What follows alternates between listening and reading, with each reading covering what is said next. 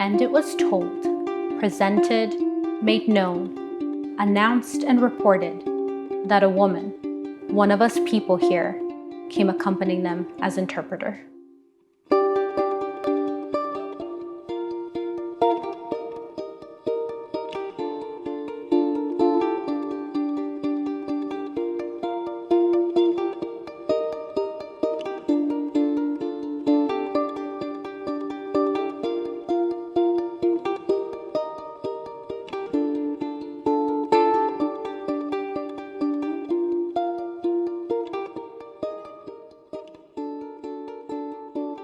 Malintzin is the name given to Malinche by her people. Tzin is a Nahuatl honorific signaling the respect and recognition for her indispensable role as translator and power broker. This exhibition holds space for a key figure who served as a linguistic, political, and cultural bridge between the old world and the new. So we don't know a whole lot about her childhood, but what we do know is that she was taken from her family very young. Whether she was sold or whether she was trafficked, the crux of the matter is that she was separated from a very young age. And so this section, using the textiles, these beautiful depictions, symbolizes how much children are doted upon, right? They have a special place in our family, in our society, that is visible, that visual shortcut of how much they are loved.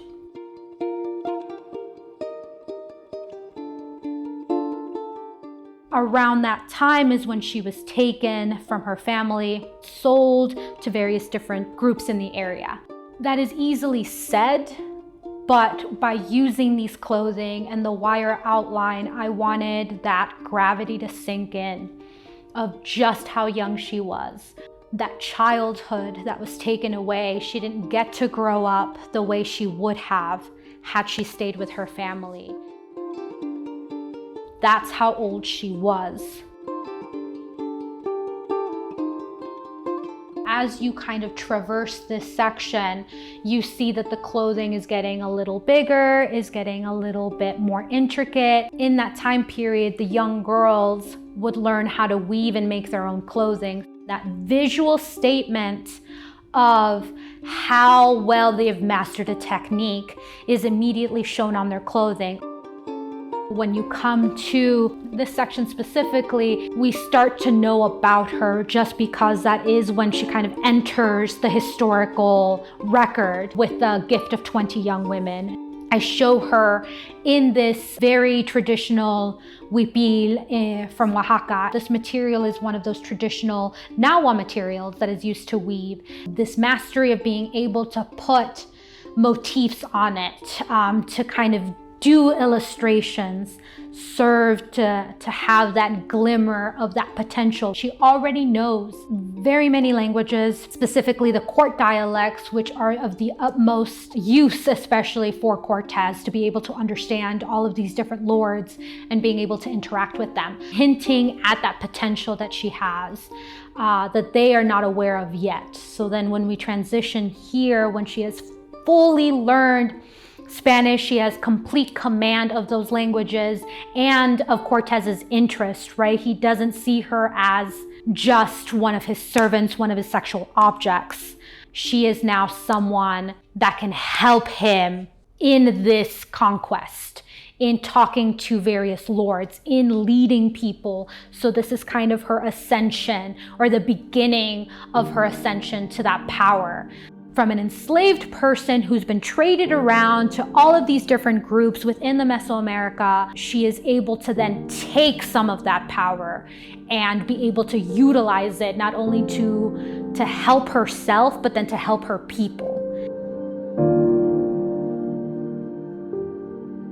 And so that is kind of a visual representation, again, a visual shortcut of that power, of that potential, of that new change in status.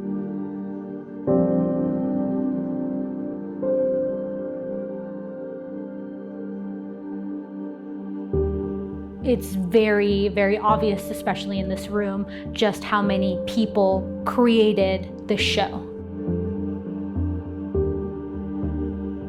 Each single one of these strips was cut by hand by students, by community members, by the people who knew about this show and who wanted to help out, who wanted to learn more, and then individually hand-tied to the wire. So this is the process of many hands, of many hours, many people, and of many materials.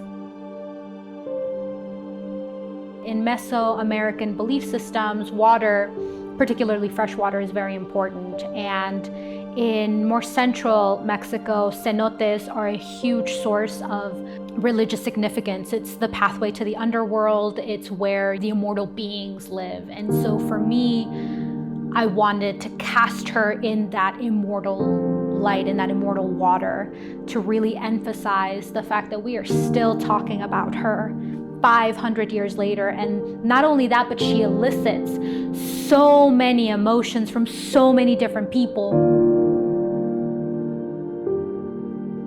When you are thinking about the digitization of the tapestry, how many students that took, and all of the people involved in that, this is definitely a collaborative effort.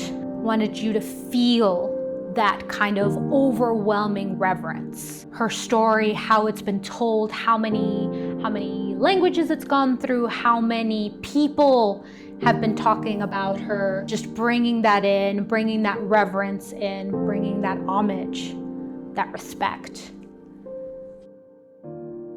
So then we come to this section, which I've kind of titled Ceremony. One of the groups that followed Cortez and who they made first contact with, first treaty with, was the Tlaxcalans. They predominantly wore red, embroidered on white, and her being flanked by their support. They're claiming her, they are respecting her, they speak of her highly. That's why she is called Malintzin. This kind of ceremony creating the mixture of those different cultures. She is referred to as the mother of the modern Mexican people because of her child with Cortez, symbolizing the first mestizo, so the first kind of mixture of Spanish and indigenous blood. So this kind of culmination of what the next 500 years would look like. So this kind of ceremony where you have the Western style dress with the traditional Mexican motif, specifically of Jalapa de Diaz in the Oaxaca region. So this is kind of in celebration of that survival. And this is one aspect of survival, is that we have become this kind of mix between these two cultures, whether in our blood and whether the languages as we speak, our appearances, our celebrations, our traditions, the words we use to describe each other. This is that visual representation of that culmination process, of that mixture of cultures, people, languages, world viewpoints, this celebration.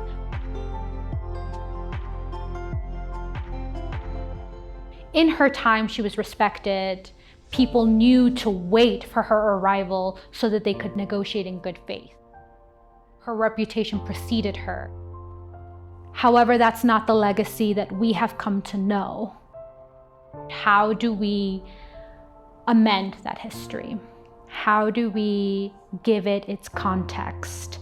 And how do we celebrate this legacy? In the same way that we have been reusing and repurposing all of these textiles and creating something new from them out of t-shirts and pants and skirts and dresses and reimagining them into nature. The same way he has recontextualized corn. We commissioned this beautiful corn husk dress by Norbeto Mojardin. This is this material that we are intimately familiar with. Right after you unwrap your tamal, you eat it, you throw it away.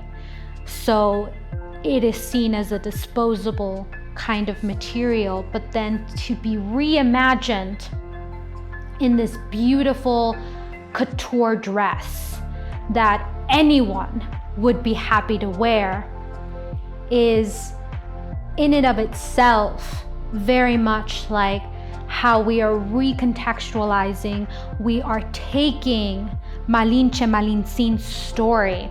Her name should not be synonymous with traitor. So let's take that and then recontextualize it to mean something beautiful, to mean strength, to mean intelligence, to mean power.